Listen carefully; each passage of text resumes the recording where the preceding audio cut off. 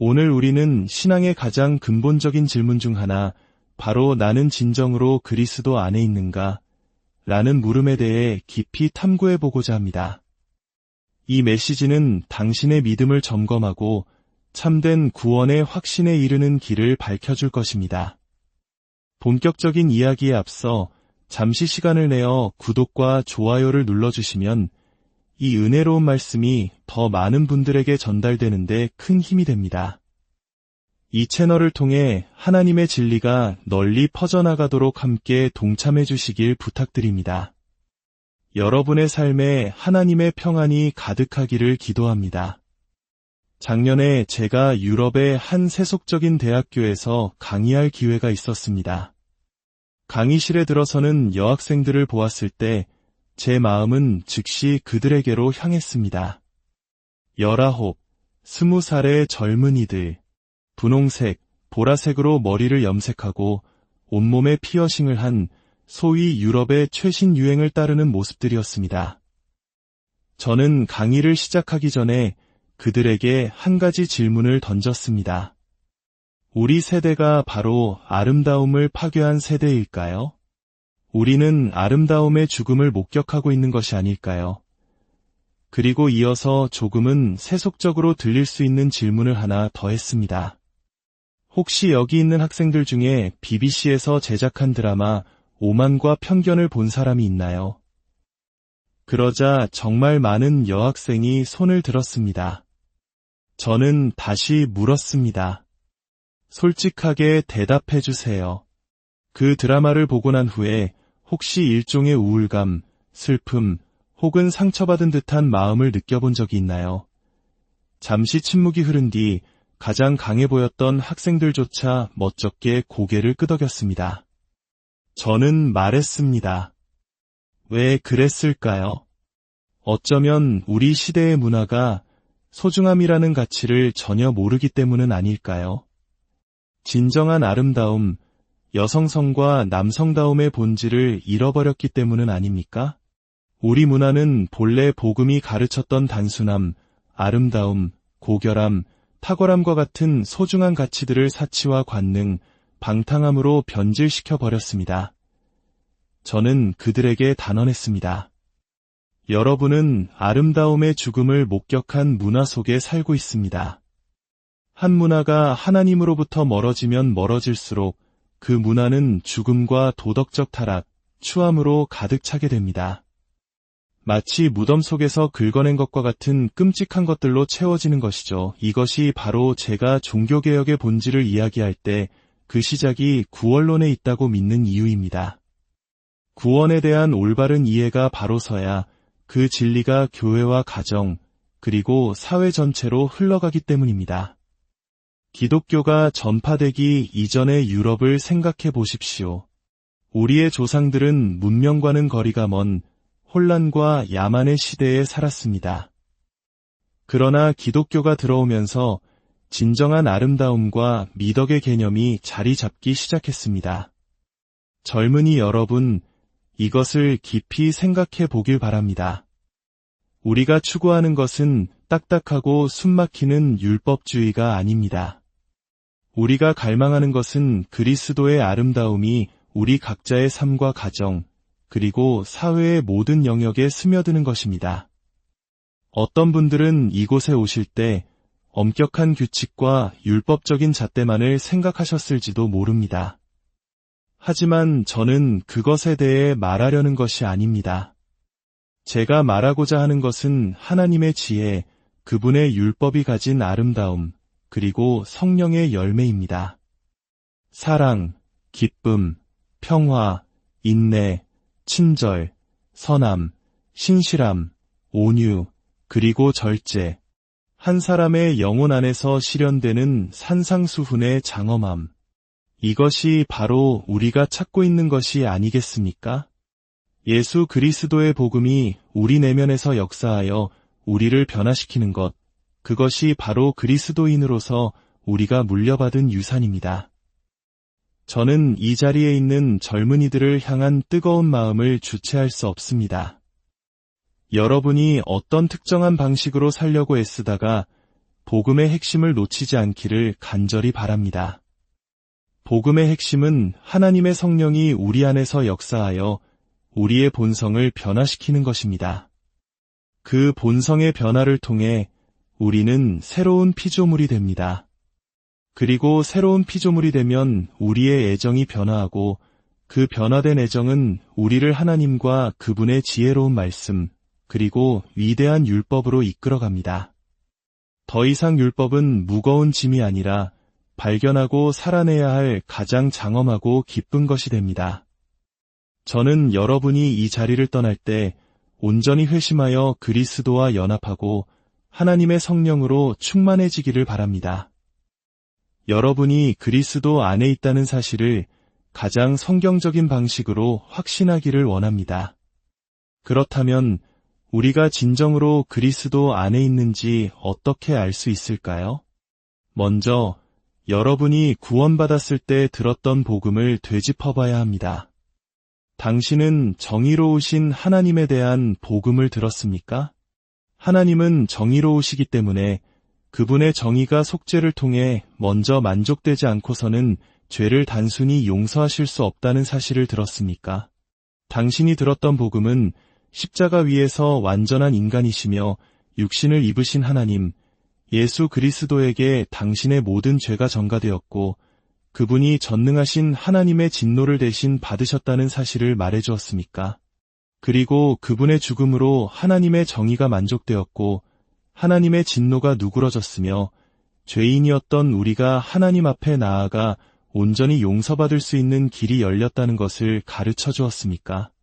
당신은 무덤에서 끝나지 않은 부활의 복음을 들었습니까? 우리 죄를 위해 죽으신 예수님의 죽음의 권세가 사흘 만에 그를 죽은 자 가운데서 다시 살리신 성부 하나님에 의해 확증되었다는 영광스러운 선포를 들었습니까? 그리고 그분께서 전능하신 하나님의 우편에 앉으셔서 미래의 주님이 아니라 지금 이 순간 영광의 왕으로서 온 세상을 통치하고 계신다는 사실을 믿습니까? 사랑하는 여러분, 이 세상에는 여전히 여러 나라들이 존재하지만 사실상 진정한 의미의 나라는 오직 하나뿐입니다. 오직 한 백성, 오직 한 분의 왕만이 존재합니다. 그 왕은 바로 예수 그리스도이십니다. 세상의 통치자, 왕, 대통령이라 불리는 모든 이들은 그분의 발판 아래에서 어린아이처럼 놀고 있을 뿐입니다. 오직 그분만이 왕이시며 그분의 주권이 모든 나라를 다스립니다. 그 주권이 나라들을 다스린다면 당연히 그분의 백성들의 마음 또한 다스리고 계십니다. 당신이 들었던 복음은 하나님의 권위로 당신의 죄를 회개하라고 명령했습니까? 회개란 단순히 생각을 바꾸는 것이 아닙니다. 마음을 바꾼다는 것은 당신의 의지, 감정, 당신의 존재 전체를 바꾸는 것입니다. 회개의 가장 완벽한 예는 사도 바울입니다. 다마스쿠스로 가는 길에서 그에게 무슨 일이 일어났습니까? 그는 마음을 바꿨습니다. 상상해 보십시오. 그는 예수를 역사상 가장 큰 신성 모독자라고 믿었고 그를 따르는 자들은 감옥에 가거나 죽어 마땅하다고 생각했습니다. 그러나 그는 길 위에서 그리스도를 직접 만났고 그 순간 그의 마음이 바뀌었습니다. 그가 사흘 동안 어둠 속에서 먹지도 자지도 못했던 이유가 바로 이것입니다. 그의 모든 현실이 완전히 무너지고 그가 이전에 생각했던 모든 것과 정반대의 진리로 완전히 대체되었기 때문입니다.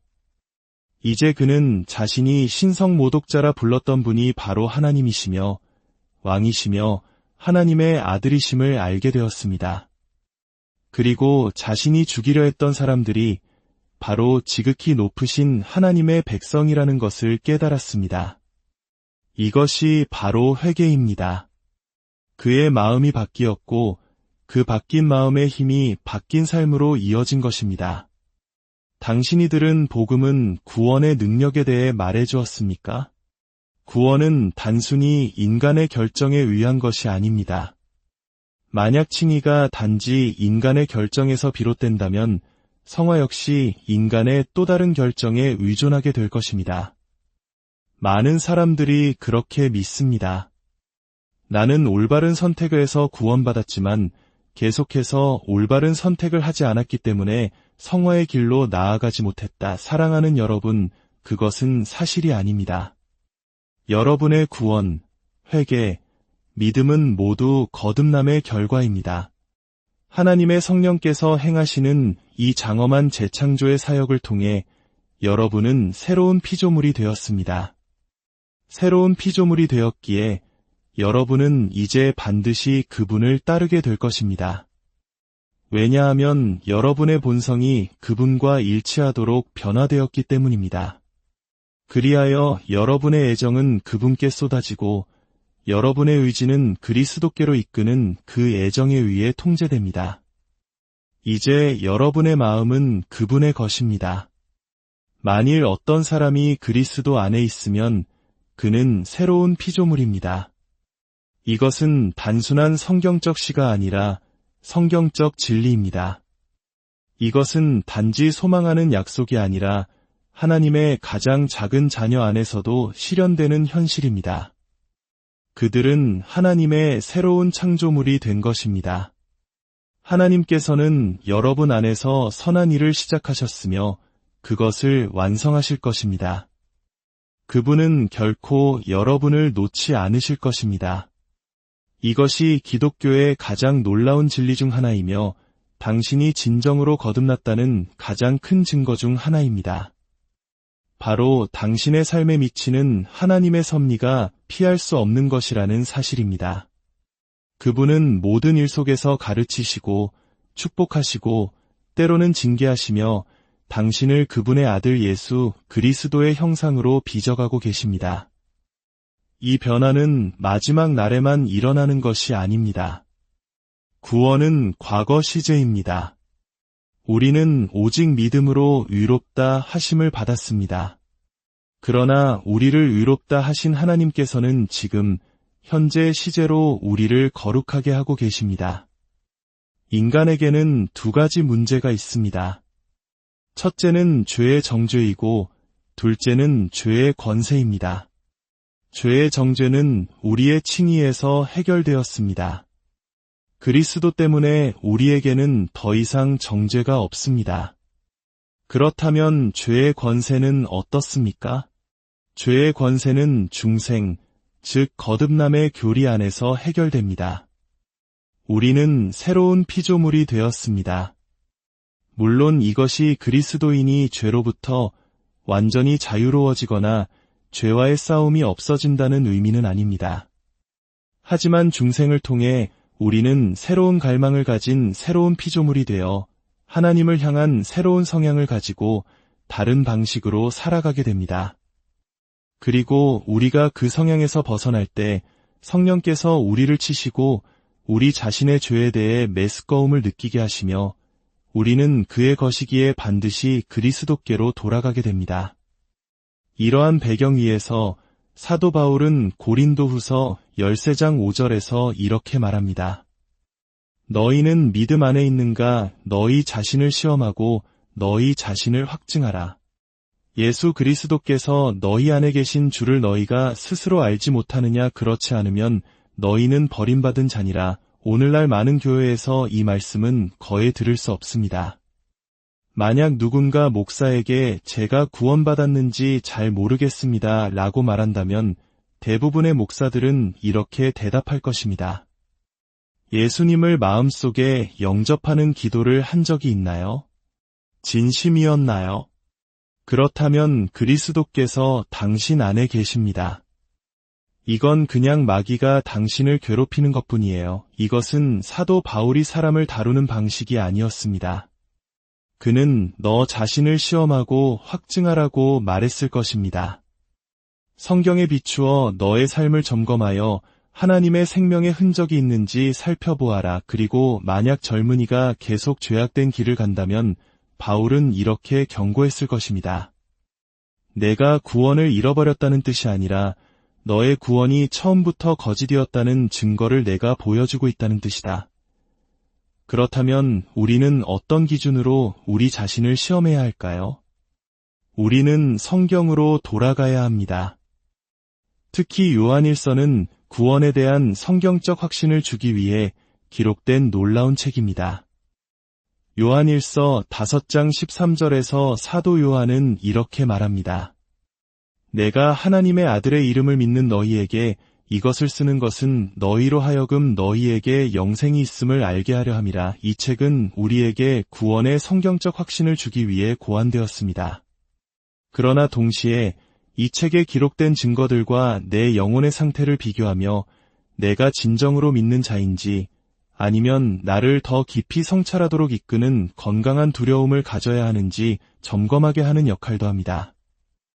오늘 저는 요한일서에 나오는 몇 가지 회심의 시험들을 여러분 앞에 펼쳐놓고자 합니다. 어떤 분들은 이 말씀을 통해 믿음의 확신을 얻고 기쁨으로 돌아가실 것이고, 또 어떤 분들은 이 말씀을 듣고 마음의 찔림을 받아 하나님과 평화를 찾을 때까지 잠 못 이루는 밤을 보낼 수도 있을 것입니다. 두 가지 모두 성령의 역사하심입니다. 첫 번째 시험입니다. 요한일서 1장 5절입니다. 우리가 그에게서 듣고 너희에게 전하는 소식은 이것이니 곧 하나님은 빛이시라 그에게는 어둠이 조금도 없으시다는 것이니라. 하나님은 빛이십니다. 그분은 거룩하시고 흠이 없으십니다. 또한 이 말씀은 하나님께서 자신을 숨기시는 분이 아니라 특히 그리스도를 통해 자신을 명확히 드러내셨다는 계시의 의미도 담고 있습니다. 6절은 말합니다. 만일 우리가 하나님과 사귐이 있다 하고 어둠에 행하면 거짓말을 하고 진리를 행하지 아니함이거니와. 여기서 어둠에 행한다는 것은 현재형으로 지속적인 행동, 즉 삶의 방식을 의미합니다. 요한은 그리스도인이 완벽해야 한다고 말하는 것이 아닙니다.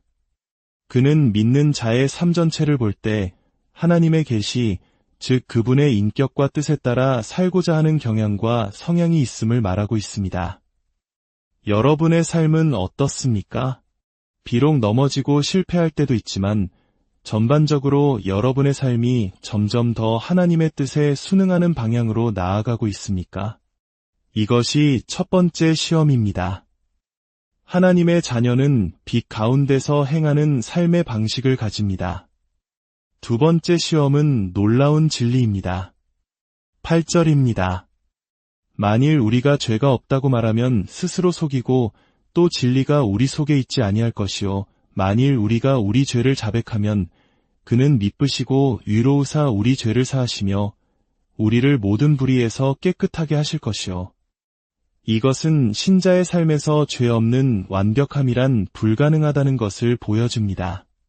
그렇다면 이것이 어떻게 참된 회심의 시험이 될 수 있을까요? 참된 신자는 죄와 싸우면서 승리도 경험하지만 낙담시키는 패배도 경험합니다. 하지만 결정적인 차이가 있습니다. 참된 신자는 죄를 지었을 때 마음이 찢어집니다. 성령께서 그를 책망하시고 그로 하여금 죄를 고백하게 만드십니다. 이것이 바로 예수님께서 애통하는 자는 복이 있나니 그들이 위로를 받을 것이며 라고 말씀하신 의미일 것입니다. 그리스도인은 자신의 삶에서 죄를 용납하기가 점점 더 어려워지는 사람으로 식별됩니다. 싸움에서 넘어졌을 때 그는 고백과 용서를 구하며 그리스도께 더욱 의지하게 됩니다. 그러나 믿지 않는 자는 양심의 가책 없이 죄 가운데 머물 수 있습니다. 세 번째 시험입니다. 2장 3절입니다. 우리가 그의 계명을 지키면 이로써 우리가 그를 아는 줄로 알 것이요. 이 말씀을 듣고 나는 계명을 다 지키지 못하니 절망적이다라고 생각할 수도 있습니다. 다시 한번 요한은 삶의 방식을 말하고 있습니다. 믿지 않는 자는 하나님의 계명에 관심이 없지만 참된 신자는 하나님의 계명을 기뻐하기 시작하고 그 계명에 순종하려는 갈망이 자라납니다. 그의 삶의 방향 자체가 바뀝니다. 여러분은 하나님의 율법, 그분의 지혜를 기뻐하십니까? 잠언을 읽으며 이전에는 보지 못했던 새로운 지혜를 발견하고 흥분과 기쁨을 느낍니까? 그것이 바로 기독교의 표식입니다. 네 번째 시험입니다. 2장 6절입니다. 그의 안에 산다고 하는 자는 그가 행하시는 대로 자기도 행할지니라. 어떻게 우리가 예수님처럼 걸을 수 있단 말인가요? 제가 어렸을 때의 이야기로 설명해 보겠습니다. 눈 오는 새벽, 아버지를 따라 가축에게 물을 주러 나갔습니다.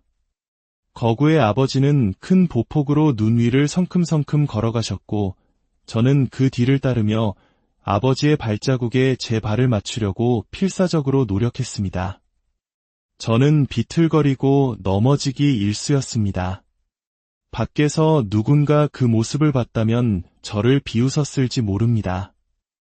하지만 그 누구도 저 아이는 아버지를 닮고 싶어 하지 않는군이라고 말할 수는 없었을 것입니다. 저의 모든 서투름과 실패 속에서도 그 어린아이가 아버지의 발자취를 따르고 싶어 한다는 것은 분명했습니다. 신자의 삶도 마찬가지입니다. 때로는 영적으로 비틀거리는 것처럼 보일지라도 그의 마음 깊은 곳에는 그리스도를 존경하고 그분처럼 걷고 싶어하는 간절한 소망이 있습니다. 이것이 바로 믿음의 증거입니다. 마지막으로 가장 중요한 시험일 수 있는 5번째 시험입니다. 바로 사랑입니다. 요한은 사랑이 옛 계명이면서 동시에 새 계명이라고 말합니다. 구약부터 신약까지 성경 전체가 사랑을 말하기에 옛 계명이고 예수 그리스도 안에서 그 사랑의 의미와 모범이 너무나 장엄하게 드러났기에 새 계명입니다. 그리고 9절에서 핵심을 말합니다. 빛 가운데 있다 하면서 그 형제를 미워하는 자는 지금까지 어둠에 있는 자요. 그의 형제를 사랑하는 자는 빛 가운데 거하여 자기 속에 거리낌이 없으나. 여기서 형제는 그리스도인을 가리킵니다. 즉, 회심의 가장 큰 증거 중 하나는 당신이 하나님의 백성, 즉 다른 그리스도인들을 사랑한다는 것입니다. 저는 회심하기 전에 교회에 다니는 사람들을 조롱하고 미워했습니다. 하지만 하나님께서 저를 구원하셨을 때 저는 교회에 가고 싶었고 하나님의 사람들과 함께 있기를 갈망했습니다. 당신의 마음은 하나님의 백성을 향해 있습니까? 많은 사람들이 나는 그리스도를 믿지만 이선자로 가득 찬 저 교회에는 가지 않을 거야 라고 말합니다. 그럴 때마다 저는 이렇게 대답해주고 싶습니다. 축하합니다. 마귀의 자녀여. 당신은 처음부터 고소하고 거짓말하던 당신 아버지의 일을 하고 있군요. 우리는 하나님의 백성에게서 분리될 수 없습니다. 우리는 하나님의 백성을 사랑합니다. 제가 세계 곳곳을 다니며 한 번도 만난 적 없는 사람과 대화를 시작하다가 그가 예수님을 사랑하는 신자라는 것을 알게 되는 순간 저는 그를 위해 목숨을 바칠 수도 있습니다. 왜냐하면 우리는 하나이기 때문입니다. 마태복음 25장의 양과 염소의 비유를 생각해 보십시오. 예수님은 양들에게 내가 줄일 때에 너희가 먹을 것을 주었고 목마를 때에 마시게 하였고 나그네 되었을 때에 영접하였고 헐벗었을 때에 옷을 입혔고 병들었을 때에 돌보았고 옥에 갇혔을 때에 와서 보았느니라 라고 말씀하십니다. 이 말씀은 단순히 일반적인 사회 구제 활동에 대한 것이 아닙니다. 이것은 핍박받고 굶주리고 감옥에 갇힌 그리스도의 형제들, 즉 다른 신자들을 향한 우리의 실질적인 사랑의 행위가 구원의 가장 큰 증거 중 하나임을 보여주는 것입니다. 초대교회 시절 로마의 핍박 아래 2명의 형제가 감옥에 갇혔다고 상상해 보십시오. 그들을 돕기 위해 감옥에 가는 것은 자신의 목숨을 거는 위험한 일이었습니다. 그때 이건 너무 위험해, 그냥 내버려 두자고 말하며 떠나간 사람들이 바로 염소들입니다. 그러나 내가 가겠습니다. 무슨 일이 있어도 가야 합니다. 라고 말하며 음식과 옷을 들고 감옥으로 달려가 그리스도를 방문한 사람들이 바로 양들입니다. 참된 믿음의 가장 위대한 증거 중 하나는 우리가 하나님의 백성을 실질적이고 희생적으로 사랑한다는 것입니다. 결론적으로 구원의 확신은 여러 가지 방식으로 우리에게 주어집니다.